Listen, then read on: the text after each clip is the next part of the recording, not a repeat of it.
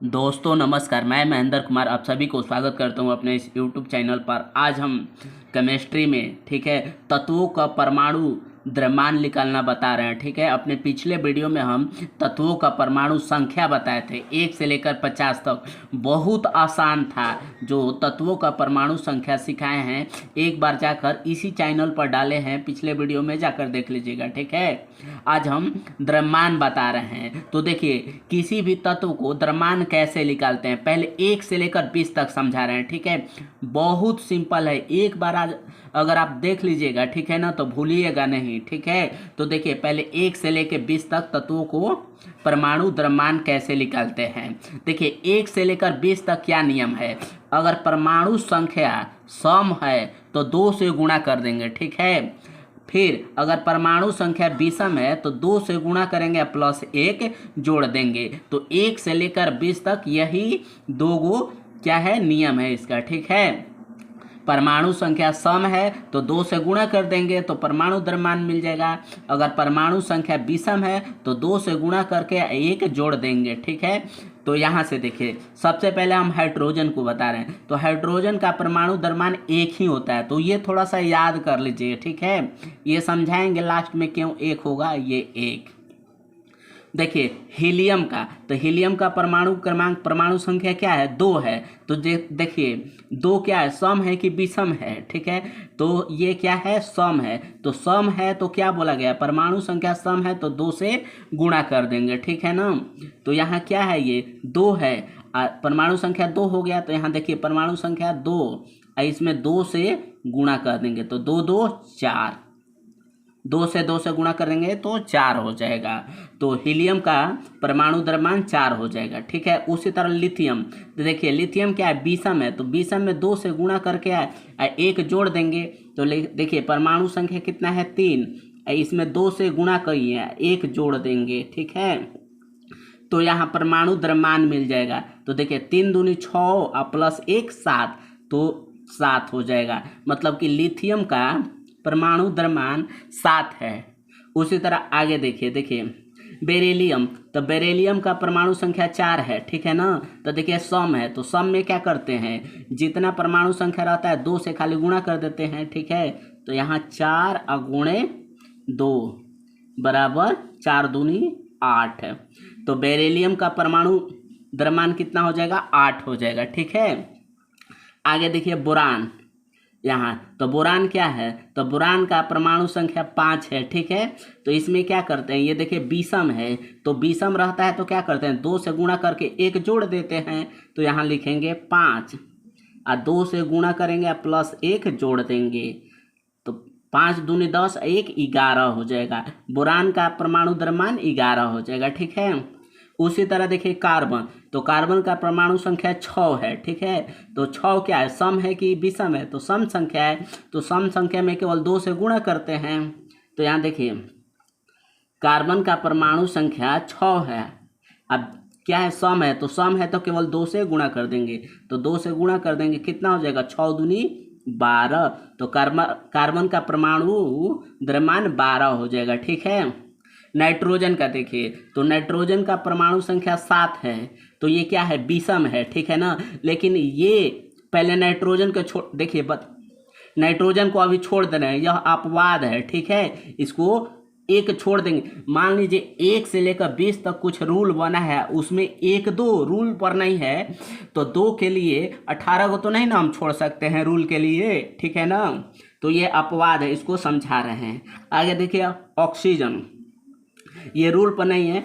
Oxygen क्या है, तो ऑक्सीजन का परमाणु संख्या 8 है, तो 8 क्या है सम संख्या है, तो सम में क्या करते हैं केवल 2 से गुणा कर देते हैं। ठीक है, तो ऑक्सीजन का परमाणु संख्या 8 है, गुणे 2 कर देंगे बराबर 8 दूनी 16, तो ऑक्सीजन का परमाणु द्रव्यमान 16 हो जाएगा। ठीक है, आगे देखिए फ्लोरीन, फ्लोरीन का परमाणु संख्या 9 है, तो ये विषम है, तो विषम में क्या करते हैं, तो 2 से गुणा करके 1 जोड़ते हैं। तो 9 गुणे 2 प्लस 1, तो 9 दूनी 18। ठीक है, 18 1 19 हो जाएगा। तो फ्लोरीन के कितना हो जाएगा 19 हो जाएगा। आगे देखिए इसके बाद देखिए नियोन, तो नियॉन का परमाणु संख्या कितना है? 10 है। 10 सम संख्या है, तो सम में तो केवल 2 से गुणा करते हैं, तो 10 गुणे 2, तो 10 दूनी 20। तो नियॉन का परमाणु द्रव्यमान कितना हो जाएगा? 20 हो जाएगा। देखिए आगे सोडियम, तो सोडियम का परमाणु संख्या 11 है, ये विषम है। तो जब विषम रहता है तो 2 से गुणा करके 1 जोड़ देते हैं, ठीक है। तो देखिए सोडियम का परमाणु संख्या 11 है, इसमें 2 से गुणा करेंगे, 1 जोड़ देंगे क्योंकि विषम है, ठीक है। तो इसका परमाणु द्रव्यमान कितना हो जाएगा? तो 11 दूनी 22 और 1 23 हो जाएगा, तो ये 23 कर देंगे। आगे देखिए मैग्नीशियम, ठीक है। तो मैग्नीशियम का परमाणु क्रमांक या परमाणु संख्या कितना है? 12 है। तो देखिए सम संख्या है, तो सम संख्या में क्या करते हैं? केवल 2 से गुणा कर देते हैं, तो 12 गुणे 2 बराबर 12 दूनी 24। तो मैग्नीशियम का परमाणु द्रव्यमान कितना हो जाएगा? 24 हो जाएगा, ठीक है। उसी तरह एल्युमिनियम, तो देखिए एल्युमिनियम का परमाणु संख्या कितना है? 13 है, विषम है। तो 13 में 2 से गुणा करेंगे, 1 जोड़ देंगे, तो 13 गुणे 2 प्लस 1, इसका परमाणु द्रव्यमान कितना हो जाएगा? तो 13 दूनी 26 प्लस 1 27। तो मैग्नीशियम का परमाणु द्रव्यमान 27 हो जाएगा, ठीक है। उसी तरह देखिए सिलिकॉन, तो सिलिकॉन का परमाणु संख्या 14 है। तो 14 सम संख्या है, तो केवल 2 से गुणा कर देंगे, तो 14 गुणे 2 बराबर 14 दूनी 28। तो सिलिकॉन का परमाणु द्रव्यमान 28 हो जाएगा। आगे देखिए फास्फोरस, तो फास्फोरस का परमाणु संख्या 15 है, विषम है। तो 15 में 2 से गुणा करेंगे, 1 जोड़ देंगे, तो 15 गुणे 2 प्लस 1। अब इसका परमाणु द्रव्यमान 15 दूनी 30 1 31 हो जाएगा, ठीक है। आगे देखिए सल्फर, तो सल्फर का परमाणु संख्या 16 है, ये क्या है? सम है। तो बस 2 से गुणा कर देंगे, तो 16 गुणे 2 16 दूनी 32। तो सल्फर का परमाणु द्रव्यमान 32 हो जाएगा, ठीक है। आगे देखिए क्लोरीन, तो क्लोरीन के कितना है? परमाणु संख्या 17, ये विषम है। तो 2 से गुणा करेंगे, 1 जोड़ देंगे, तो 17 गुणे 2 प्लस 1, 17 दूनी 34 1 35, ठीक है। आगे आर्गन देखिए, आर्गन भी हमारा अपवाद है, ठीक है। तो इसको आर्गन को अभी छोड़ते हैं। आगे देखिए पोटेशियम, तो पोटेशियम क्या है? 19 है, ठीक है। तो ये विषम है। तो विषम में क्या करते हैं? तो परमाणु संख्या जितना होता है वो लिखते हैं, 2 से गुणा करते हैं, 1 जोड़ देते हैं, तो 19 दूनी 38, 38 प्लस 1 39। तो इसका परमाणु द्रव्यमान 39 हो जाएगा पोटेशियम का। कैल्शियम का, तो देखिए कैल्शियम का परमाणु संख्या कितना है? 20 है। तो 20 सम संख्या है, तो सम में केवल 2 से गुणा कर देते हैं, तो 20 गुणे 2 बराबर 20 दूनी 40। तो कैल्शियम का परमाणु द्रव्यमान 40 हो जाएगा। अब अपवाद वाला देखिए, तो अपवाद वाला एक आर्गन है, इसको याद कर लेंगे, ठीक है। तो आर्गन का कितना होता है?